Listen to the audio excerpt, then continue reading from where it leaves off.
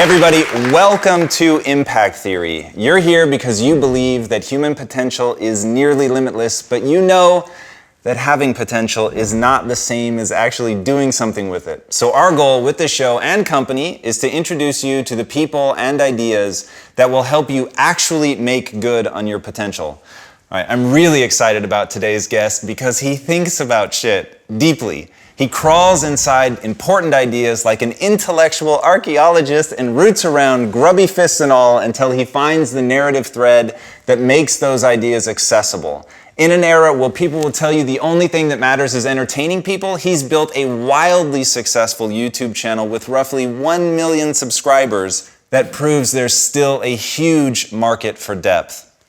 His powerful essays on an absurdly wide range of topics from Batman and Rihanna to politics and moral issues provide viewers with the kinds of insights that can truly shape one's worldview. Recognizing his unique gifts, MSNBC snatched him up to produce for them when he was still in his early 20s, and the Discovery Channel tapped him to write and host a show on their digital network, Seeker Daily, where he produced a horde of breakout content. He is, in my opinion, everything that is good about the internet, and he's proving that creators from anywhere, armed with a simple camera and a willingness to work their asses off, can not only make a living as content producers, but they can alter the very direction and flow of cultural discourse. Please help me in welcoming the man whose entirely self-made treasure trove of content has been viewed more than 48 million times by people all over the world. The creator of the smash hit YouTube series, The Nerdwriter, Evan Puschak.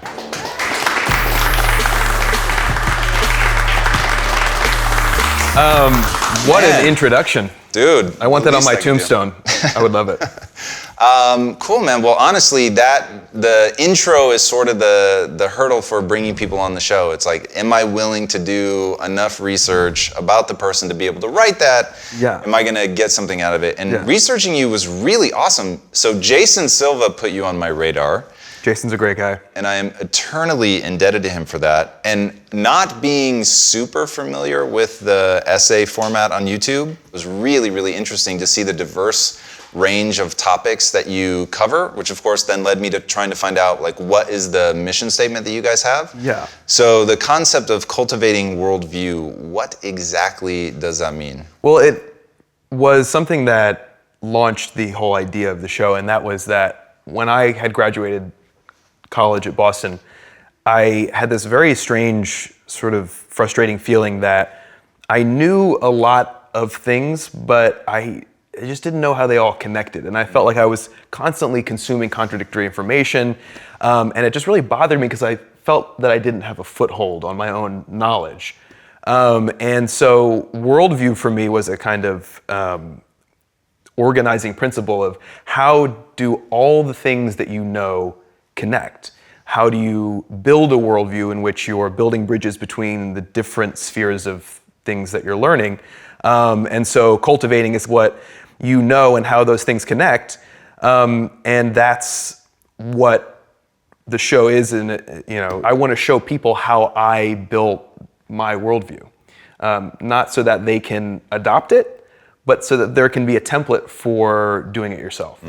I love though that you've said, and this is actually really interesting, I want to go into this, but you've said that it's okay if you want to adopt my worldview. I think that's how it starts. You steal somebody else's. Well, that's how I did it.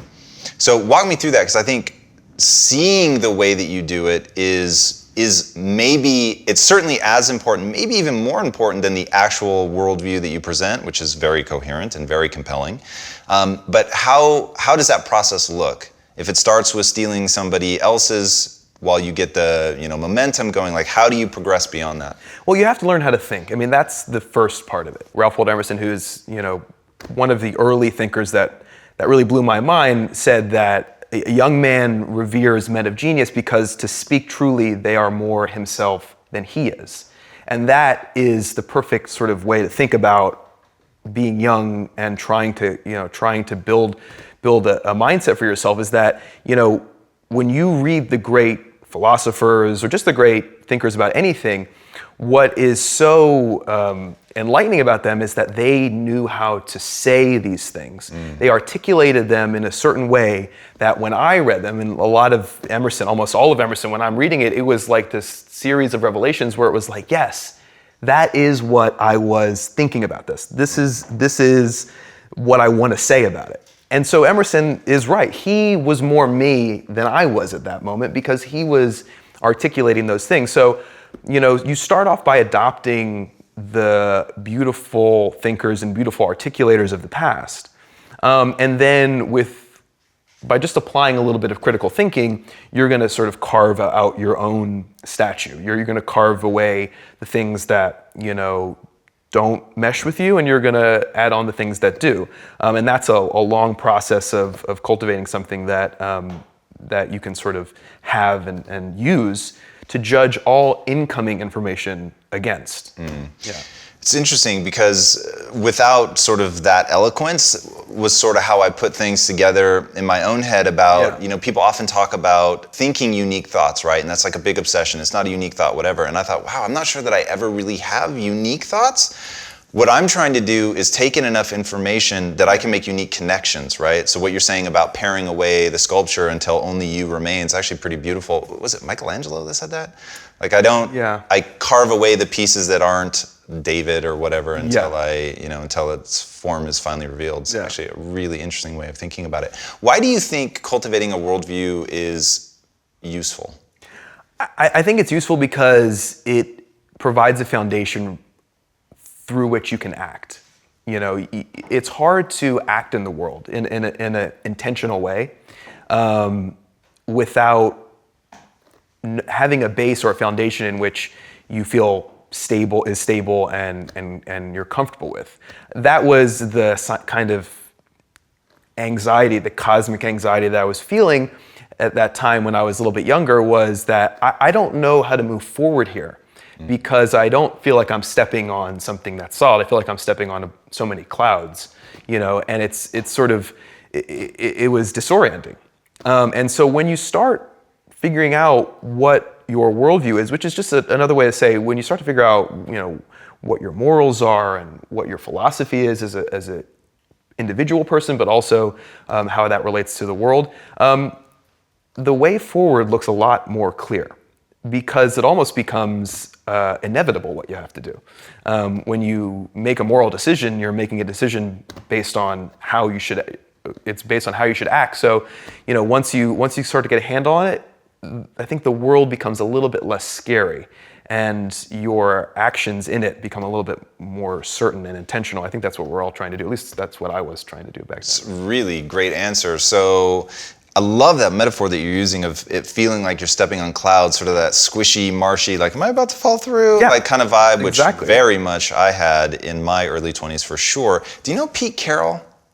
Yeah. So I'm not a big sports guy, but he happened to be the coach of USC and then the Seahawks, and being from Tacoma and having gone to USC made my radar. And then, did you read Angela Duckworth's book Grit? I haven't. So he comes up in that and she really lays out his philosophy. So he was the coach of New England, the New England Patriots, and didn't do well, ends up getting fired, goes to college football, ends up crushing it at USC, and then going on to the Seahawks and winning the Super Bowl. And people ask him, like, what the hell? Like, how did you go from getting fired to having such a crazy career in college and then back to the NFL as a winning coach? Yeah. And he said, somebody told me, you lack a life philosophy. And he said it was really realizing that I needed a life philosophy. I needed that base that you're talking about to have the firmness under my feet, the way forward, as you said, like the way forward becomes really clear. And I think when people are really thinking about, like, so the question I get asked more than anything, how do I find my passion? Yeah. And which actually may be sort of a sidestep to what you're really doing with your show. That's a crazy, silly question, I think. I mean, that's a question I hear a lot too. I mean, and I think that's something that we're inculcated to think about when we're young and in college or in the schooling system. How do you find your passion? Like, it's something that you're going to find under a rock, which is not the way it's doing. I think the great tragedy of modern society is that there is no thing for every individual person. You have aptitudes, like if you can draw, then you have aptitude for that. And there are certain things biologically that you're going to be given, and you'll be lucky to have them. But in terms of finding your passion, everything in modern society, because it does not push you in a certain direction. That's what being in a free society means, is a choice. And because it's a choice, it's a tragedy. It's so arbitrary. And so why do you say it's a tragedy? I don't understand. It's a tragedy because, in a society where, you're pushed to do a certain thing. If you're, 300 years ago, if your father was a cobbler, you were going to be a cobbler, right? You didn't have many prospects outside of that, but you didn't have a chance to fail at choosing something in your life. You were going to be a cobbler. Your identity was stable from the start. For us in this society where we are not only not told what to be, but we're not told how to learn what to be, which is to say we're not told how to learn what your passion is.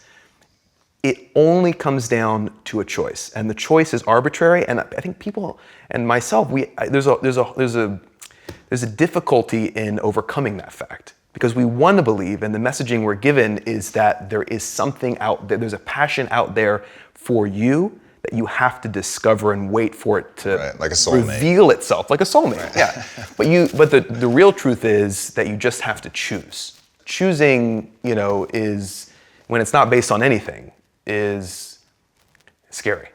So, okay, let me follow that logic then. So, get worldview, realize then, based on worldview, that you're going to pick a path that leads to passion? Yeah, passion will come, I think. If you do when you do something that you develop an expertise in, Did you read Cal Newport's book, So Good They Can't Ignore You? I haven't, no. I think, judging by what you're saying now, you're going to love it. Yeah. But he goes into that thing where gaining mastery is a fundamental part of passion. And if you don't get mastery, good luck. Well, that's the whole, Jason Silva, who we both know and who is, so intense and so awesome. He loves to talk about flow. And, I love it as an idea. When you pick a lane for yourself, you'll develop a mastery, you'll feel great about it. If you have to, you course correct. But I don't think that it reveals itself to you like something that was waiting for you to find it. That's where people go wrong. You've talked really powerfully about your own course correction. So really cool, by the way. So for those of you who don't know, he literally, he creates a video for the thing called the Kind Project, making desks for these underprivileged kids in Africa. The video is just a smash hit, starts getting a lot of attention, gets on the news, goes to MSNBC, literally live in the broadcast. A woman says, hey, somebody here should basically hire you, which they then do, which is incredible. But then you realize, not loving this. No, I didn't. And, MSNBC was great to me, so I have to say that first. And individual people there are extraordinarily smart and very cool, and all my bosses were great. And that experience was crazy because I was, working as a telemarketer selling car warranties, just absolutely hating my life. And I made this one video, and Lawrence O'Donnell, the host of The Last Word, which is the 10 o'clock show, saw it, had me on the air, and then the next day he was in Burbank and asked me out for lunch, and at that lunch asked me if I wanted to move to New York to work for them. Wow. He's like, would you like to do it? And I don't know if he had the authority to do it. I don't think he did. So they spent like 5 months trying to build a job for me there, which I eventually took. And when I got there, I thought, maybe I'll work my way through the ranks here and find that this is what I love. And then within, I'd say, a few months, it just sort of started to rub me the wrong way. Well, so before we just gloss on, so walk me through the mindset. So you're there, you're not loving it. A voice in your head is very much saying, this isn't for me. Yeah. Most people will stay there for years and years, and they won't leave until someone kicks them out. Well, I sort of did. Here's the thing: is that once I checked out of being a good employee at the company, which is horrible to say, but that's the truth, is I would spend, hours in an office hidden away working on the Nerdwriter during work. Now, I don't suggest that to people because you want to be a good employee, but, I had a lot of free time there, and so I was thinking I have to double down on my own work. Right. And so I just started working on that show all the time. And then I had quit when I thought that MSNBC might be my path. I sort of like left the Nerdwriter for a little bit, for a few months. But then when it was not so great, I started up again, and I was like, okay, I renewed my passion for this. And I worked and worked and worked. And then someone at Discovery saw a video. They just said, we're launching a new show called Seeker Daily. And would you be interested in writing the show with a co-host and hosting it and launching it for us? And I heard that, I felt the same way. I felt like this could be my path. Right. And when we talk about sort of how does the show scale, I thought, well, maybe this is the way. Maybe I leave the Nerdwriter and work for Discovery, where I'm like in a higher leadership position. My editorial influence is greater. Maybe I'm the voice behind this show and I make it exactly what I want with the resources of Discovery. Another learning experience. That wasn't the case Quite for how me. it went. As soon as I sort of checked out of there and started phoning it in, I started paying a lot more attention to the Nerdwriter and what I really wanted to do. Yeah, it's such a fascinating thing, and so we're sort of on opposite sides of this, right? So Sure. I'm an employer, so I know what it's like to have a large group of people and have this huge enterprise that can only work if you can find people that can feel they're most alive, right? Yeah. And if there's one thing I promise you, it's that it works for some people and other people fucking hate it. Yeah. Right? And so you're constantly like, Jesus, what do I do? Because you want people to be alive and you want it to be the thing that they want to do. And you, like what I always told people is be here for the most selfish reason ever. Like, don't come to work for me. Yeah. Right? Like, I'll think about me. I'll obsess about me and what I'm trying to do. I'll make sure the company's fine. You come for you. Because when somebody's in the room grinding it out because their passion happens to align with what the show needs to be successful, unbelievably amazing things happen. So we were talking before we came on camera about boil things down to the physics, right? Yeah. And so the physics of being a human is when you feel connected to something, when you feel passionate, it makes you feel alive. You want to do it, right? You're moving towards something. No one has to tell you to do it. There's like this pull-through demand of this is my calling or whatever. Absolutely. So it's fucking tricky, right? It's tricky on both sides of the fence. It's tricky because people, like you say, some aren't built for that. And for me, like, I studied film and narrative filmmaking, and I thought I was gonna be a feature film director. And one of the huge things about filmmaking that makes it so great that I hated was that it was collaborative. Right. Okay? So Know thyself. Know thyself, all right? So when I used to direct short films, I used to give the speech to my whole crew, and I was always the director. I used to say, listen, I'm gonna be a benevolent dictator here, right? I'd love to hear what you say, but I want to make it very clear that I have the final say on everything, and this is my vision, that we're all helping to realize my vision. If that's not for you, fine, like we can get on to another film. But I'm such a protective perfectionist about my own work that I work best when I am by myself doing a project. And that's why I quit filmmaking and started writing fiction, because you do that by yourself. Right. And now the Nerdwriter is a similar thing, which is, there's nobody on the team, it's just me. Collaborative in my life with my relationships, Right. not in my work. In my life, I let people in, there's a give and take. I love people, they love me back. It's a very, very integrated thing. And so there's people out there who you're never gonna convince to be a part of that larger thing, I think. And that must be the most difficult thing as a manager or a leader of a company. Because those people need jobs too. Right. What are they gonna do? Yeah, I mean, that's really fascinating. It's like parents when they think about, okay, well, the techniques I used on child A worked, but the techniques I used on child A don't work on child B. Yeah. So now what? So, and that was actually really interesting. So like my sister and I grew up in the same household, very different outcomes. So, we had the same parents, but some things worked really well for me and then some things worked really well for her. But there wasn't like a lot of crossover. And that's what it's like running a company is your natural techniques. And I think the goal of a leader has to be to transcend your natural techniques, to find something like Pete Carroll says, a life philosophy that allows you to figure this stuff out. And to tie it back to what we were talking about with, cultivating a worldview, you need a filter, right? You need to know what to say yes to and what to say no to. And whether that's as a leader, whether that's as an employee, whether that's as an artist, or just somebody trying to make it through life, figuring out like what decisions to make, right? Yeah. From a moral standpoint. Of course. You need to have that filter. But it is really difficult to, when you start talking about a mass of people, and this is what another thing we were talking about off camera is, so I'm looking at the Nerdwriter and I'm thinking, fuck, like this content is on another planet, like it's so good, and I could just sit there and watch it. But the real question that you should be asking is, why do I think it's good? Because it's going to be very different for other people. So for me, usability is all that matters. So I'm watching the content and I'm saying, oh shit, like I can really use this piece of information. Like you totally fucked up my life. You changed it in the most beautiful and amazing way with the Hemingway quote and the notion of, what's it, Kintsugi? Kintsugi, thank you.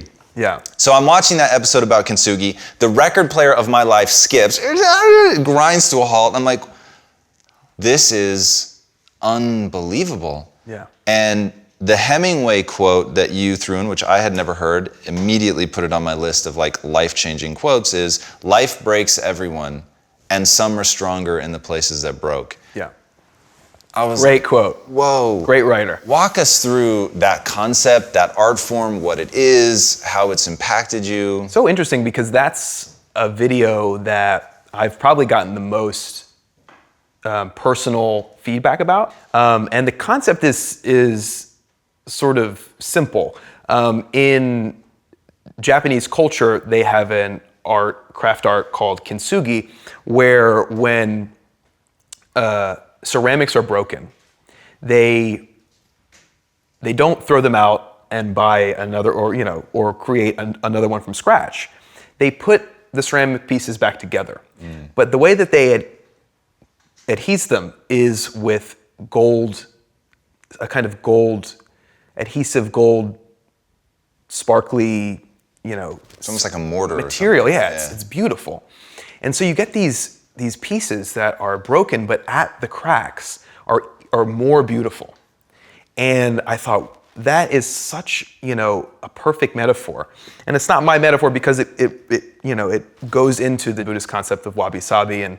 But the idea that, we are going to go through trauma, and it's particularly relevant right now, I think, in the post-election period. We are going to go through trauma, but trauma is an opportunity to change and to reorganize the elements that made up your life. I gave a speech in Singapore a couple weeks ago, and what I spoke about was that when a person's mind is traumatized, it's like the story that they were telling themselves has ceased to be persuasive, right? And when a story stops being persuasive, it is disorienting, and that, I think, is what trauma is. The period between when your old story breaks apart because of this last straw on the camel's back thing. I mean, we're going to continue to tell ourselves the old stories until it's so glaringly contradictory that it doesn't hold up. So trauma is the period between when that breaks down and when you, from the pieces of the old, build something new. And we'll never glorify the trauma itself, but recognize that in that period, you have a very unique opportunity that will only come along a handful of times in your life to reorganize the story that you tell about yourself to yourself. So that for me is what Kintsugi is all about, and I think a lot of people just really connected with that idea. For sure. Yeah. So the idea behind my entire life, and certainly the idea behind this show, is that humans are constructed, right? Which is why I think Jason knew I would resonate with you. The concept of cultivating, which it's that you say cultivating worldview, right? So there's something so active in cultivation, it's choices. And you talking about the narrative, and I've never heard anybody say before that trauma is the moment where your old story breaks down, you can't cling to it anymore, and you have yet to build the new one through Kintsugi. Yeah. That's fucking beautiful, by the way, and thank you for that. Thank you. And I'm a big believer in you have to open yourself up to being changed. That really changed me. That's really fucking cool. Yeah. So thinking about, this notion of I'm going to take an active role in rebuilding myself. Yeah. And doing it in a way that becomes an art form, like that's super, super interesting to me. So I'm gonna wrap up really fast why I brought that up, but I wanna come back to it. So Sure. I brought that up just to talk about scalability. Yeah. So you're having this big impact on people, which I think is important. And I think that we're living through a revolution right now. And the revolution is that the medium is changing so much that there are no gatekeepers anymore. Yeah. And the only gatekeeper is your ability to get my attention. Yeah. Like when people really understand what that means. Huge opportunity that should not be glossed over, yeah. Yeah, it's a paradigm For creators. shift. And so you've risen up and there are other people Thank like God you. I was born in this era. Yeah, for sure. For those reasons. For sure. Then the next question becomes, so how do you scale it? And I ask that from the position of somebody who wants you to touch more lives. Scaling for me is the thing that I'm constantly thinking about in the business. I mean, 90% of my mental energy is going towards creating the videos, which is all I really want to do. But now that the business side has become... Is that really all you want to do? You just want to create the videos? Yeah, I mean, I'm a film director at heart. Like, I'm a creator at heart. The impact that comes out of it is still very important to me, and I try to engage with it as much as I can. But the business side of it, particularly, it makes me cringe a little bit. That said, I do think about scaling the show. And what's the way forward? Because I want to make the most impactful work. And so when I think of scaling, I think in that way. Yeah, it's interesting because I think that, so you and I look at the world in let's say if we were Venn diagrams, like there's 90% overlap. I was watching your content, I'm like, yeah, I find this interesting too. Like, it's amazing. Like this guy's DJing my brain. It was like just so much fun. Yeah. And then there's like this area that doesn't overlap where we see things really differently. So when I look at anything, right, the first question I'm asking is scalability. Now that speaks to my personality, it speaks to my worldview, not that objectively it's right. Yeah. So when I think about Steve Jobs and Steve Wozniak, right, you had one guy, all he cared about was scale. And then you had the other guy who so enjoyed the art of being on the motherboard and wiring things together that he actually asked to be a mid-level engineer. Yeah. Like, you own the company, and He's a fascinating request. character. Even now, like the things that he sort of toils away are small, but it's amazing. We're living through a time right now, the entrepreneurial generation. Yeah. Now, to really be an entrepreneur, to be the lead, to be the alpha in an entrepreneurial organization, it takes a certain personality type, and not everybody's going to enjoy it. Yeah. And I think a lot about my wife and I. So my wife and I co-founded the company. She puts this whole show together. Literally, I am the talent. I'm not just saying that. Like, I'm the talent of her show. But the show, what you see, like that's her and the team. Yeah. So... But I think about her personality type. She has no interest in leading, right? Yeah. So she wants to follow my Me neither, vision. by the way. Interesting. Yeah. It speaks to your interest in Wozniak and just the desire to really create. And the funny thing is I went to film school. So I used to want to be on set. I wanted to direct. And then one day I think it was my wife that asked me, like, would you ever go back to directing? I was like, no, I could never do that. Yeah. And the reason that I couldn't go back to directing is for me, for my personality type, once you taste scale, there's no going back. So like as you're talking about Nerdwriter and wanting it to be less content and more impact, I'm like, fuck yeah, less content, more impact, that's awesome. Yeah. So I'm gonna put Evan on that, and then I'm gonna have somebody over here doing the daily content because we gotta, like, the algorithm's changing, bro. Yeah. Like, you gotta stay on that. YouTube is changing. Right. I hear that. And I might need to partner with a U-type figure in the future to do this. But so Seinfeld always says, like, the relationship with the show was so white hot that he knew he had to stop after 9 seasons because they were going to offer him like $100 million for season 10. Whoa. And he just knew that a little bit of too much can ruin a whole experience. So I want to make sure that I'm doing things right, but I'm also, not turning away from the opportunities that are coming at me. Sure. You have a lot of self-awareness. If you had to teach somebody how to be self-aware like that, what are the steps? Oh God, that's a good question. You have to be brutally honest with yourself, I guess. I mean, put yourself around the people who will support the journey that you're on. For me, like introspection is one great source of the content that I make. Do you have like a strategy for introspection? Like, do you put headphones on and listen to the sound of the rain? And like, are there things that you do to really facilitate that, or? No, I hate the rain. No, love the rain, but I don't. I mean, for me, like, there's always a conversation happening in your head, in my mind. So it's like, my personal belief is that the mind is, made up of language. So you are constantly telling a story to yourself and about the world.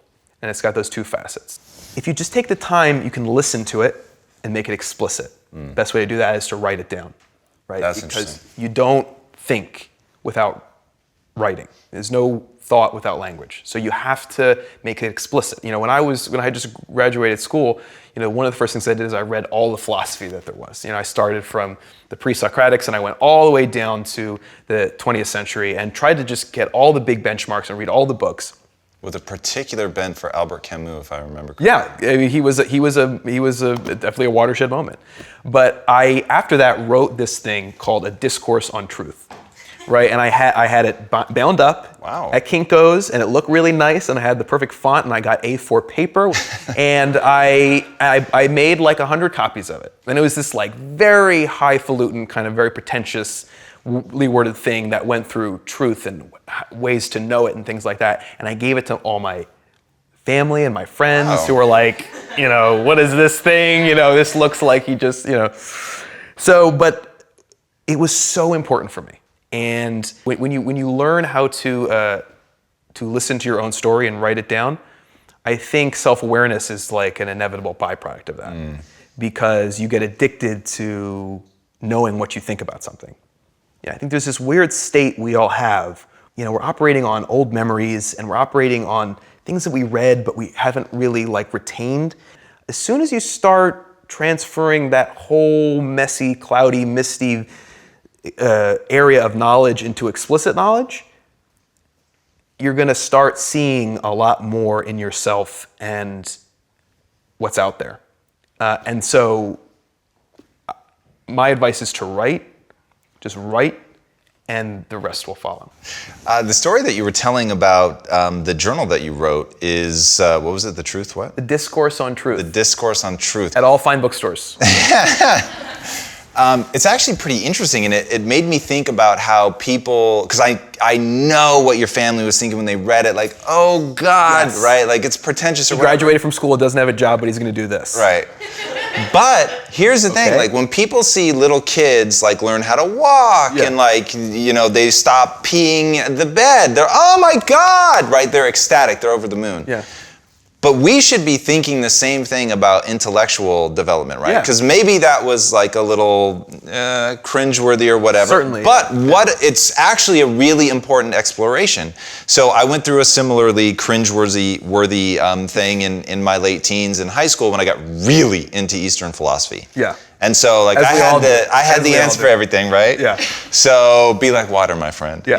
Like that kind of shit. And I remember like I was convinced I was gonna go to college, get my degree as like the safety net, but then I was moving to the wilderness in China. Dude, I am so with you. I had the same thing. My man. I was like, I got to this point where I was like, oh, I have to work my body out. Like I have to be a farmer.